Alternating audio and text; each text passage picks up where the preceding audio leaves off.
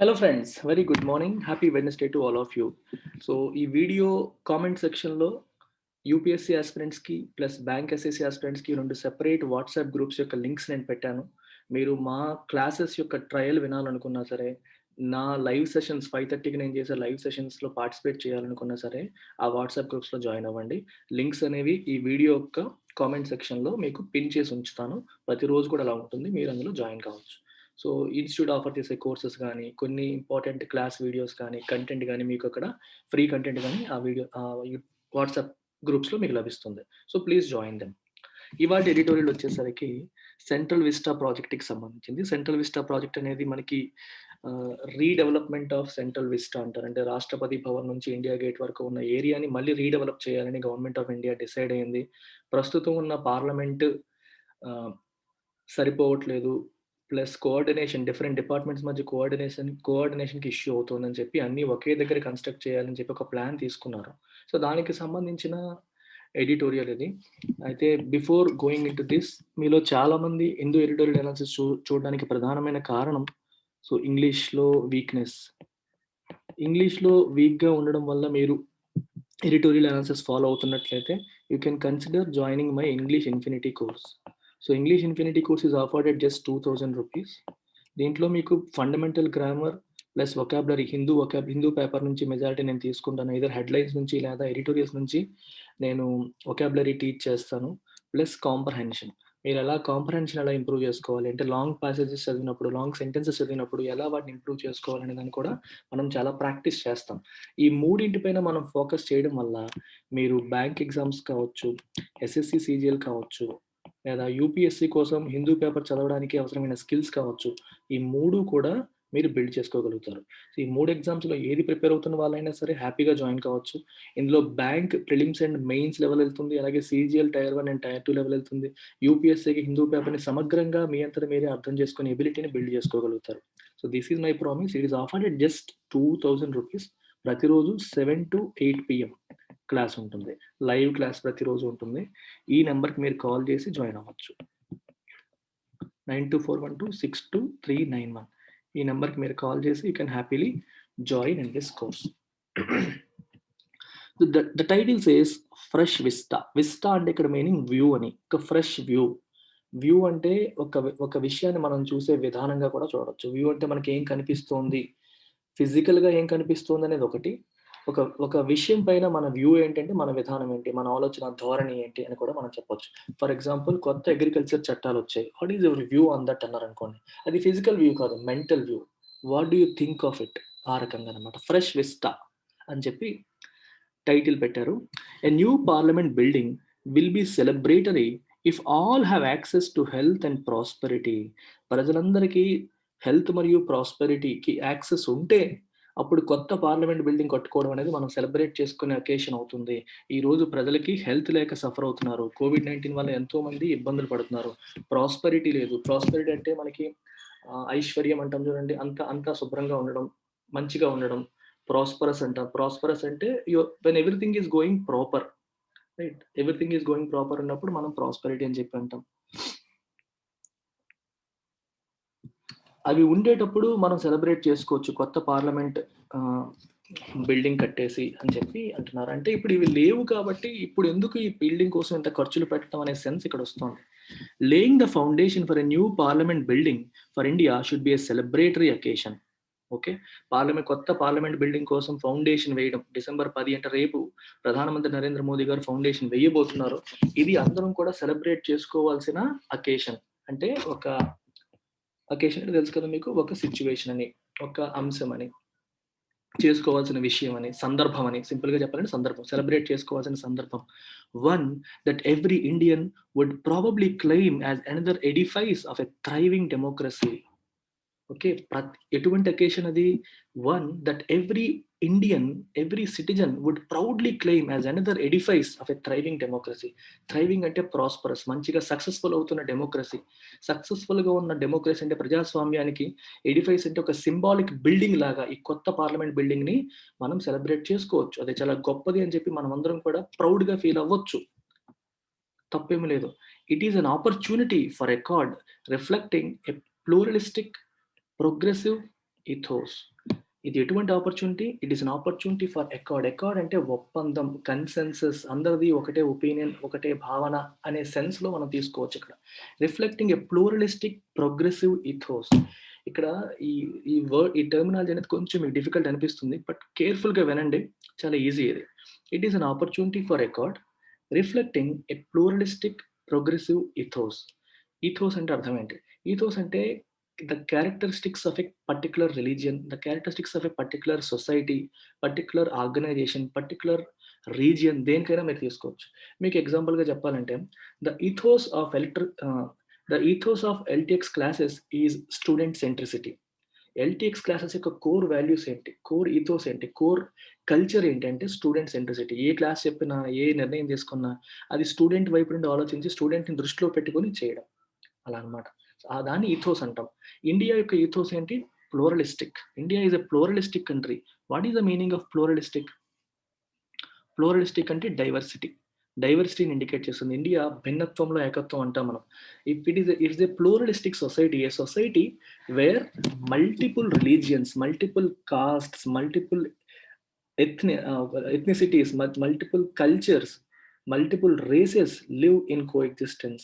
అందరూ కలిసి హార్మోనియస్‌గా ఉండే సొసైటీ మనది. అందుకే దీన్ని ప్లూరలిస్టిక్ సొసైటీ అంటాం. ప్లూరలిస్టిక్ సొసైటీలో మెజారిటీకి, మైనారిటీకి డిఫరెన్స్ ఉండదు. అందరిని ఈక్వల్‌గా చూసుకుంటూ వెళ్తాం. అందరి వ్యూస్‌కి కూడా రిప్రజెంటేషన్ అనేది ఉంటుంది.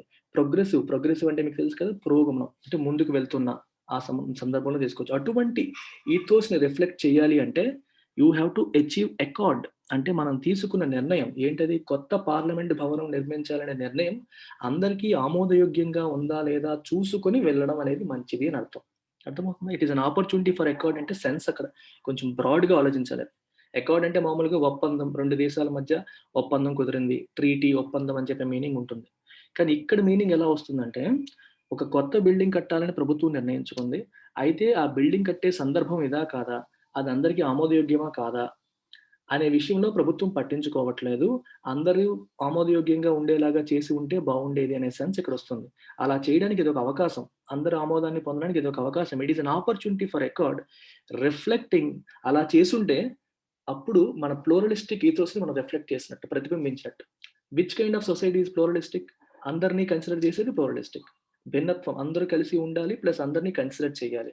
నాకు నచ్చింది, నేను చేసుకుంటూ వెళ్ళిపోతాను అనుకుంటే అది ప్లూరలిస్టిక్ సొసైటీ కాదు. అది ప్లూరలిస్టిక్ ఈథోస్ కాదు. అలాంటి కల్చర్ కాదు. ఇప్పుడు ఒక ఎల్టీఎక్స్ క్లాస్ సేమ్ ఎగ్జాంపుల్‌గా తీసుకుంటే, నాకు ఒక నిర్ణయం నచ్చింది. ఈ డెసిషన్ తీసుకుంటే నాకు విపరీతమైన బిజినెస్ వస్తుంది. కానీ స్టూడెంట్స్‌కి నష్టం జరుగుతుంది. నేను అది ఆలోచించుకోకుండా నిర్ణయం తీసుకున్నాను అనుకోండి. Then that's not my ethos. Because my ethos is student centricity. ఏ నిర్ణయం తీసుకున్నా స్టూడెంట్స్‌కి న్యాయం జరిగేలాగా జరగాలనేది కోర్ వాల్యూ. అలాగే if your core value is pluralism అంటే అందరిని కలుపుకుపోవడం, అందరికీ ఇంపార్టెన్స్ ఇవ్వడం అనేది మన కోర్ ఈథోస్ అయ్యేటప్పుడు అకార్డ్ పొందడం. అకార్డ్ అంటే అందరి యాక్సెప్టెన్స్ పొందడం కూడా ఇంపార్టెంట్ అవుతుంది అని అర్థం. అంటే ఇంత మీనింగ్ ఉంది ఈ ఒక్క చిన్న సెంటెన్స్‌లో. యెట్ అయినప్పటికీ కానీ, యెట్ అంటే మీరు బట్ స్టిల్ అయినప్పటికీ కానీ, ఒక పెద్ద కానీ అన్నమాట. The ceremony is now poised to take place under the shadow of litigation with the Supreme Court allowing the event to be held but temporarily restraining the central government from making site alterations in the form of additions and demolitions of structures and continued removal of trees.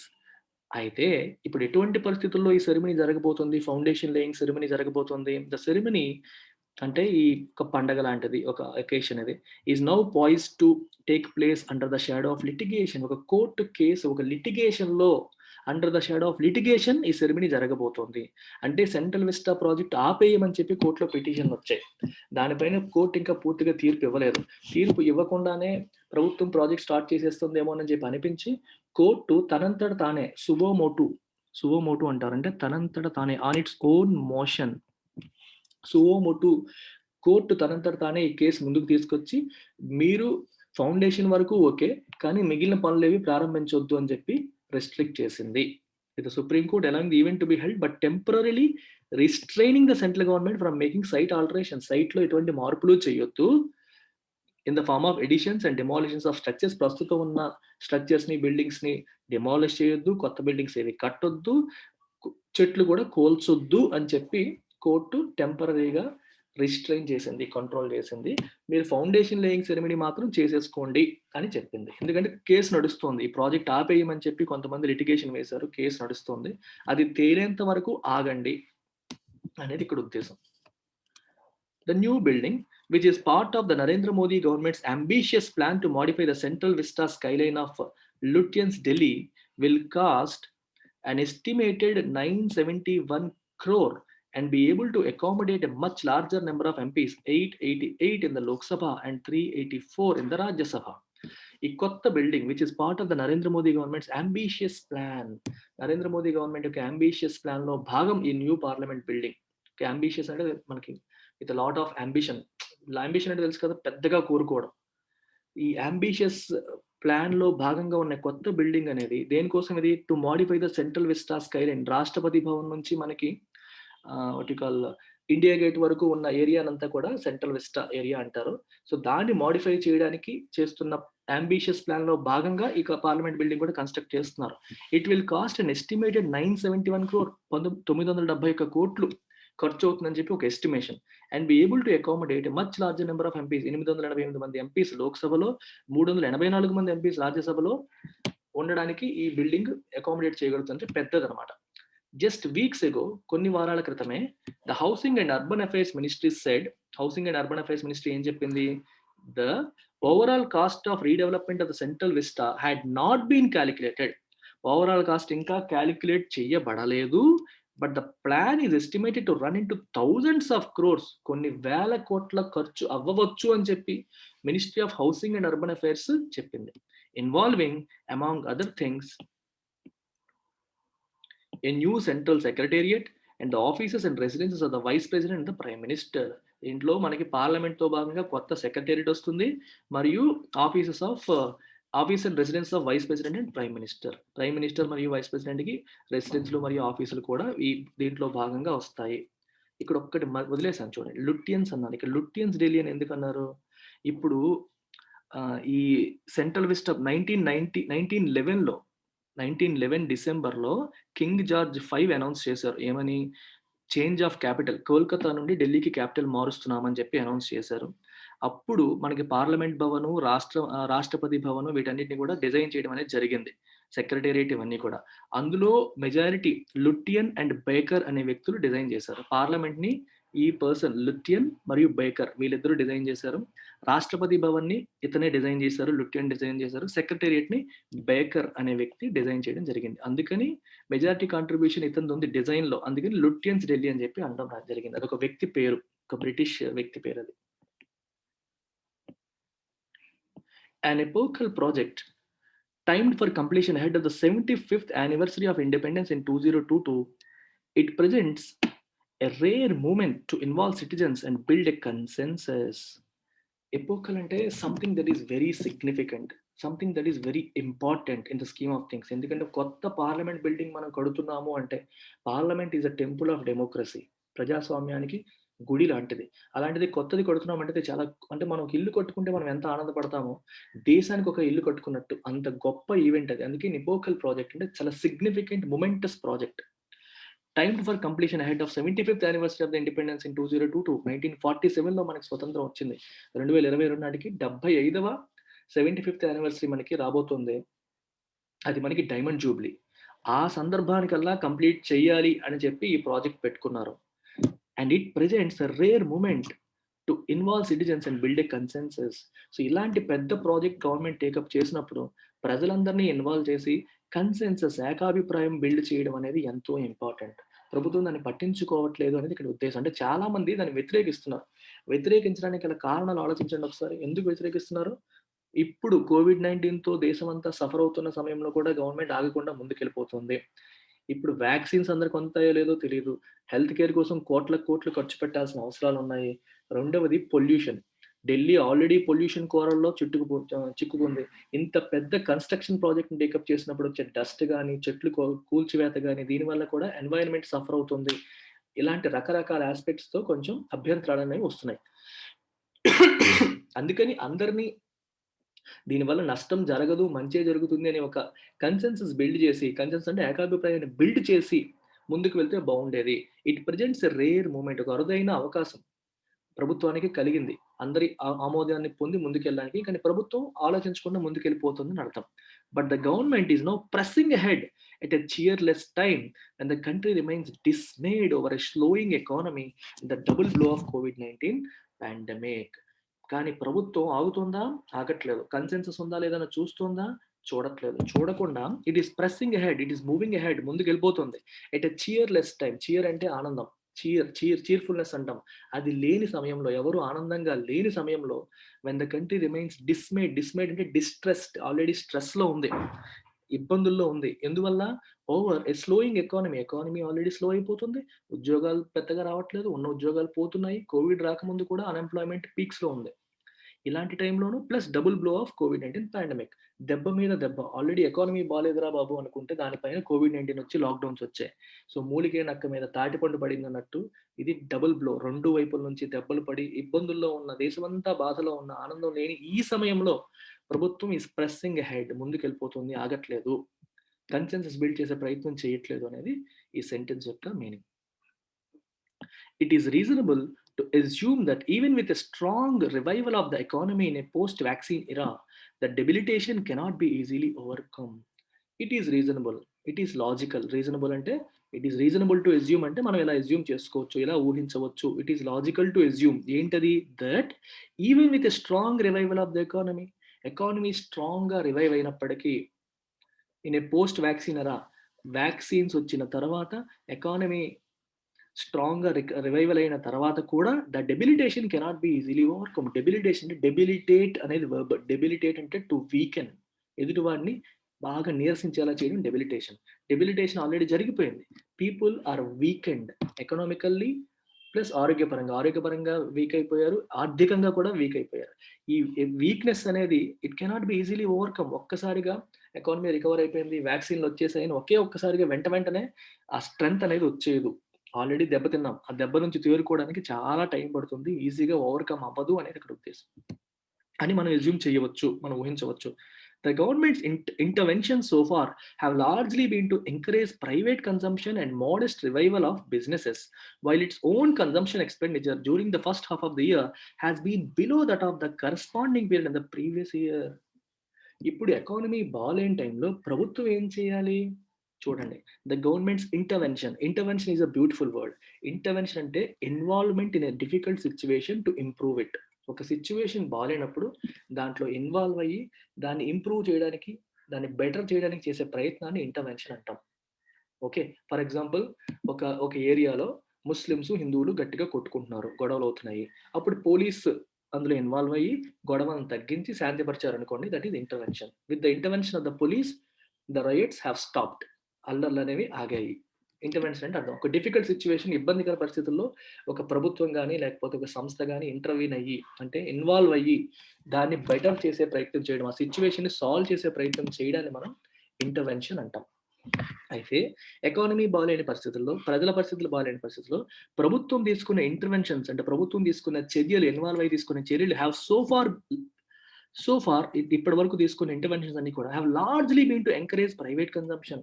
Private consumption encourage చేసేలాగే ఉన్నాయి. అసలు private consumption అంటే అర్థం ఏంటి? బేసిక్గా GDP మీరు తీసుకుంటే ఇలా రాస్తారు జీడిపికి ఫార్ములా, C+I+G+X-IM. ఇది నెట్ ఎక్స్పోర్ట్స్ అంటాం. Exports minus imports. ఇది సి అంటే కన్జంప్షన్, ఇందులో ప్రైవేట్ కన్జంప్షన్. జి అంటే గవర్నమెంట్ ఎక్స్పెండిచర్, ఐ అంటే ఇన్వెస్ట్మెంట్.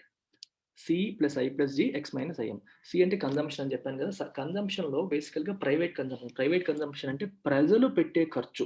అంటే మనలాంటి ప్రజలు రోజు ఏదైనా వస్తువులు కొనడానికి పెట్టే ఖర్చుని ప్రైవేట్ కన్జంప్షన్ అంటారు. ఇక్కడ ప్రైవేట్ అంటే ప్రైవేట్ వ్యాపారులు, ప్రైవేట్ వస్తువులని కాదు, ప్రజలు అని అర్థం. House holds, expenditure by house holds ని ప్రైవేట్ కన్జంప్షన్ అంటారు. ప్రైవేట్ కన్జంప్షన్ పెంచడం కోసం ఇప్పుడు చూడండి, వీటిలో ఏది పెరిగినా జీడిపి పెరుగుతుంది. దాని అర్థం అదే. ప్రైవేట్ ఈ సి పెంచడానికి ప్రభుత్వం ట్రై చేస్తుంది. ఇండస్ట్రీస్ని ఇండస్ట్రీకి హెల్ప్ చేయడం కంటే ఇన్వెస్ట్మెంట్. ఇండస్ట్రీస్కి బాగా మనకి తక్కువగా లోన్లు వచ్చేటట్టు చేశారనుకోండి, వాళ్ళు కొత్తగా బిజినెస్ ఎక్స్పాండ్ చేస్తారు, కొత్త బిజినెస్లు పెడతారు. సో ఐకి కూడా హెల్ప్ చేస్తుంది. కానీ గవర్నమెంట్ తను ఖర్చు పెట్టట్లా, జీ కోసం ఏమీ చేయట్లేదు అని అర్థం. జీ అనేది గవర్నమెంట్ ఎక్స్పెండిచర్. ఇక్కడ ఉద్దేశం అది. ప్రైవేట్ కన్జంప్షన్ అంటే ప్రజలు పెట్టే ఖర్చు, modest revival of business revive చేయడానికి, బిజినెస్ కి పునర్వైభవం తీసుకురావడానికి కూడా కొంచెం ప్రయత్నం చేస్తుంది, ఎంకరేజ్ చేస్తుంది. వైల్ ఇట్స్ ఓన్ కన్జంప్షన్, తను పెట్టాల్సిన కన్జంప్షన్ మాత్రం during the first half of the year, ఈ మొదటి 6 నెలల్లో has been below that of the corresponding period in the previous year. గత సంవత్సరంతో పోల్చుకుంటే తన ఓన్ కన్జంప్షన్ అనేది చాలా తక్కువ ఉంది. This in effect ensured the persistence of significant GDP contraction. So ఇది ఇన్ ఎఫెక్ట్, ఒక ఫలితంగా ఎన్ష్యూర్డ్, ఇది అయ్యేలా చేసింది. ఏది అయ్యేలా చేసింది? The persistence of significant GDP contraction. GDP మళ్ళీ కాంట్రాక్ట్ అయ్యేలా చేసింది. పర్సిస్టెన్స్ అంటే కంటిన్యూయన్స్. మనకి Q1లో 23.9% జీడిపి కాంట్రాక్ట్ అయింది. పోనీ Q2లో లాక్డౌన్స్ లిఫ్ట్ చేసేసారు కదా, ఎకానమీ రికవర్ అయిపోతుంది కదా అంటే Q2లో కూడా 7.5% కాంట్రాక్ట్ అయింది. సో సిగ్నిఫికెంట్, అది కూడా తక్కువ అమౌంట్ ఏం కాదు, అంత ఎక్కువగా కాంట్రాక్ట్ అయ్యేలాగా చేసింది. ఎందువల్ల? గవర్నమెంట్ తను ఎక్కువగా ఖర్చు పెట్టకపోవడం వల్ల. అందుకే అన్నారు this in effect ensured the persistence. Persistence అంటే జీడిపి కాంట్రాక్షన్ అనేది Q1 నుంచి Q2 కూడా పర్సిస్ట్ అయింది, కంటిన్యూ అయింది, ఆగలేదు. Even on the question of a free COVID nineteen vaccine ప్రపంచం మొత్తం దేశం అందరికీ ఇస్తుందా అనే విషయంలో కూడా the government has been prevaricating అంటే దాట వేస్తోంది, ఇవేడింగ్, ఆన్సర్స్ క్లియర్ గా ఇవ్వట్లా, with no assurance of universal vaccination అంటే దేశంలో ఉన్న ప్రజలందరికీ వ్యాక్సిన్స్ అందుబాటులో వచ్చేలా చేయడం యూనివర్సల్ వ్యాక్సినేషన్. దాని విషయంలో ప్రభుత్వం దాట వేస్తోంది, కంప్లీట్ అష్యూరెన్స్ అనేది, అభయం ఇవ్వట్లేదు. అష్యూరెన్స్ అంటే నమ్మకం కలిగించడం, అభయం ఇవ్వట్లేదు. ప్రివారికేట్ అంటే టు ఇవేడ్ అంటే దాట వేయడం. With concerns over allocation of resources, it cannot be anyone's case that shining new Central Vista structures will add to the luster of an independent jubilee. With concerns over allocation of resources అంటే ఇప్పుడు చూడండి, కొన్ని వేల కోట్లు ఈ project కోసం ఖర్చు అవుతాయి అనే ఆందోళనల మధ్య, కన్సర్న్స్ అంటే ఆందోళనలు, భయాలు, ఎంత ఖర్చు పెట్టేస్తుందా గవర్నమెంట్ ఒక ప్రాజెక్ట్ కోసం, కొత్త పార్లమెంట్ బిల్డింగ్ కోసం, ఆల్రెడీ ఉంది కదా దాన్ని రిపేర్ చేసుకుంటే సరిపోతుంది కదా అని కొంతమంది అంటారు. సో అందుకని with concerns of allocation of resources అంటే వనరులు, ఇక్కడ మనీ కూడా resources. It cannot be anyone's case that shining Central Vista structures, ఇప్పుడు కొత్త సెంట్రల్ విస్టా స్ట్రక్చర్స్, వెలిగిపోతున్న Central Vista structures will add to the lustre of an independent jubilee. Independence jubilee, independence అంటే స్వతంత్రం, jubilee అంటే ఒక rare occasion, silver jubilee, golden jubilee, diamond jubilee అంటాం, 25 ఏళ్ళు, 50 ఏళ్ళు, 75 ఏళ్ళు, ఇది డైమండ్ జూబిలీ మనకి. అంటే డైమండ్ జూబిలీ అనేది ఒక ఇల్లస్ట్రియస్ అకేషన్, అంటే ఒక షైనింగ్ అకేషన్. లస్టర్ అంటే షైన్, లస్టర్ అంటే అర్థం ఏంటి? షైన్. ఆ షైన్ కి ఈ కొత్త బిల్డింగ్ ఇంకొంచెం షైన్ యాడ్ చేస్తుందా అంటే చెప్పలేము. ఎందుకంటే ఈ టైంలో, ఇప్పుడు ఇబ్బందులు పడుతున్న టైంలో మనీ ఇటువైపు అలొకేట్ చేయడం విషయంలో ప్రజలు ఆందోళన చెందుతున్నారు అనేది ఇక్కడ పాయింట్. అందుకే it cannot be anyone's case that shining new central Vista structures will add to the lustre of an independence jubilee. There are also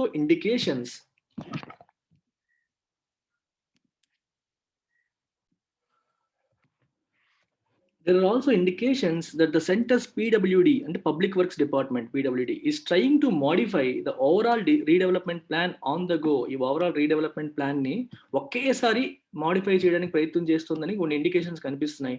introducing changes piecemeal after getting approvals. తర్వాత changes అనేవి piecemeal, ఒక్కొక్కటి approval తీసుకురావడం, change తీసుకురావడం, ఆ రకంగా వెళ్ళిపోతుందని కొన్ని కనిపిస్తున్నాయి. Which the expert appraisal committee has frowned upon. Expert appraisal committee దాన్ని యాక్సెప్ట్ చేయలేదు. ఫ్రోన్ అపాన్ అంటే డిసప్రూవ్ చేసింది, something that is not accepting, something that it says is not good. Expert appraisal committee దానికి సపోర్ట్ చేయలేదు. కానీ centrals public work department ఏమో overall redevelopment plan ని modify చేస్తోంది. ఒక ప్లాన్ అనేది ఒకసారి ఫిక్స్ అయ్యాక అలా ఉంచాలి, దానికి ఎప్పటికప్పుడు చేంజెస్ తీసుకొచ్చేసి అప్రూవల్ తీసుకొచ్చేస్తుంది. అంటే ఒక చిన్న చేంజ్ చేయడం, అప్రూవల్ చేయడం, చేంజ్ చేయడం, అప్రూవల్ చేయడం, ఒకసారి ఫిక్స్ చేయాలి, అలా మార్చకూడదు అనేది ఎక్స్పర్ట్ అప్రైజల్ కమిటీ చెప్తుంది. కానీ వీళ్ళు ఇలా మార్పులు చేస్తున్నారు, అది వీళ్ళు డిసప్రూవ్ చేస్తున్నారు, they are not happy with it అని అర్థం. In a year of unprecedented distress, unprecedented అంటే మనం కని విని ఎరగని, something that doesn't have any precedent. Precede అంటే టు హ్యాపెన్ బిఫోర్, ప్రెసిడెంట్ అంటే something that happened before, precedent అంటే ఎర్లియర్ ఎగ్జాంపుల్, అన్ప్రెసిడెంటెడ్ అంటే something that never happened before. Okay, something that never happened before. చూడండి, ప్రిసీడ్, ప్రీ అంటే ముందు, precede అంటే to happen before, precedent అంటే something that happened before, unprecedented అంటే something that never happened before. ఇలా చూసుకుంటే అయిపోతుంది. ప్రీ నుంచి మొదలుపెట్టి చూసేయచ్చు.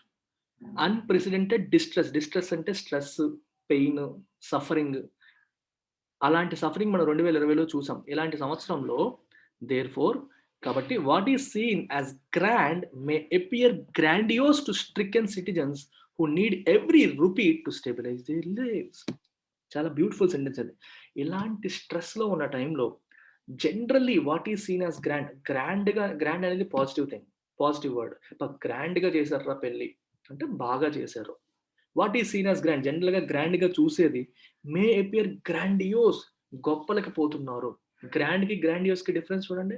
గొప్పగా చేయడం వేరు, గొప్పగా కనిపించడం కోసం చేయడం వేరు. ఇది గొప్పగా అని అనిపించట్లేదు. గొప్పగా కనిపించడం కోసం చేస్తున్నట్టుగా ఉంది అని ప్రజలకి అనిపించవచ్చు. ఎలాంటి ప్రజలకి? స్ట్రికెన్ అంటే who have been striked. S T R I K E strike అనేది వర్బ్ కదా! దాని యొక్క యాడ్జెక్టివ్ ఫార్మ్ అది. స్ట్రికెన్ అంటే స్ట్రైక్ చేయబడ్డ అంటే దెబ్బతిన్న. People who have been affected by an unpleasant event. కోవిడ్-19 వల్ల దెబ్బతిన్న లేకపోతే లాక్‌డౌన్స్ వల్ల దెబ్బతిన్న ప్రజలు. వాళ్ళకి ఎందుకీ గొప్పలకి పోవడం అని అనిపించవచ్చు. May appear. Who need every rupee to stabilise their lives. వాళ్ళకి ప్రతి ఒక్క రూపాయి వాళ్ళ జీవితాన్ని స్టెబిలైజ్ చేయడానికి ప్రతి ఒక్క రూపాయి కావాల్సిన లాంటి ప్రజలకి, దెబ్బతిన్న ప్రజలకి నార్మల్‌గా గ్రాండ్‌గా కనిపించేది గ్రాండియోస్‌గా కనిపించే అవకాశం ఉంది అని అంటున్నాం. గొప్పగా అరే! చాలా చేస్తున్నార్రా అని అనిపించకుండా ఎందుకీ గొప్పలకి పోతున్నారు అని అనిపించే అవకాశం ఉంది అని అర్థం. They would be justified in asking the government why the house cannot be beautified after essential repairs have been made to render it safe. ఎందుకు ప్రెజెంట్ ఉన్న హౌస్‌ని ఎందుకు బ్యూటిఫై చేయలేము? దాన్ని సేఫ్‌గా రెండర్ అంటే టు మేక్ ఇట్ సేఫ్ కొన్ని రిపేర్‌లు చేసేసి ఎందుకు బ్యూటిఫై చేయలేము అని చెప్పి ప్రజలు అడిగితే అది తప్పు కాదు. They would be justified. అలా అడగడంలో తప్పేమీ లేదు అని అర్థం. The weakest link exposed by the pandemic is health care. Pandemic ద్వారా ఎక్స్‌పోజ్ చేయబడిన వీకెస్ట్ లింక్ ఏది? మన ఇండియన్ ఎకానమీలో, ఇండియన్ కంట్రీలో హెల్త్ కేర్ అనేది చాలా వీక్ ఇండియాలో. అది ఎక్స్‌పోజ్ అయిపోయింది. పాండమిక్ వల్ల కనిపించింది బయటికి. And the 75th anniversary should be an occasion to guarantee that. ఈ 75th యానివర్సరీ మనకు రాబోతోంది. ఇండియన్ ఇండిపెండెన్స్‌కి. ఇది అది గ్యారంటీ చేయాలంటే ప్రజలందరికీ కూడా హెల్త్ కేర్ అందేలాగా చేయడానికి అదొక మంచి అకేషన్‌గా తీసుకోవచ్చు. హెల్త్ కేర్‌ని ఇన్ వాట్ యూ కాల్ దానిపైన గవర్నమెంట్ ఫోకస్ చేసి స్పెండ్ చేస్తే బాగుండేది అనేది ఉద్దేశం. A new parliament could then be built to celebrate such an achievement. అలాంటి అచీవ్‌మెంట్ సాధించి దేశమంతా కూడా we have now ensured health care to every citizen of India అనే ఒక అచీవ్‌మెంట్ సాధించి అప్పుడు అలాంటి అచీవ్‌మెంట్‌ని సెలబ్రేట్ చేసుకోవడానికి ఒక కొత్త పార్లమెంట్ బిల్డ్ చేసుకోవచ్చు అనేది ఈ సెంటెన్స్ యొక్క మీనింగ్. That's it. సో, మీకు ఇంగ్లీష్ మళ్ళీ చెప్తున్నాను. This is the number 9241262391. English కాదు, బ్యాంక్ కాదు, యూపీఎస్సీ కాదు, ఎస్ఎస్సీ కాదు, ఏ ఎగ్జామ్ కోసం ప్రిపేర్ అవ్వాలన్నా అడ్మిషన్స్ కోసం ఈ నంబర్‌కి కాల్ చేయండి. మన ఇన్‌స్టిట్యూట్ కోర్స్ వివరాలన్నీ మేడం చెప్తారు, ప్రశాంతి మేడం. తనని కాల్ చేసి, కాంటాక్ట్ చేసి ఫీజు వివరాలు తెలుసుకొని మీరు జాయిన్ అవ్వచ్చు. Take care. బాయ్.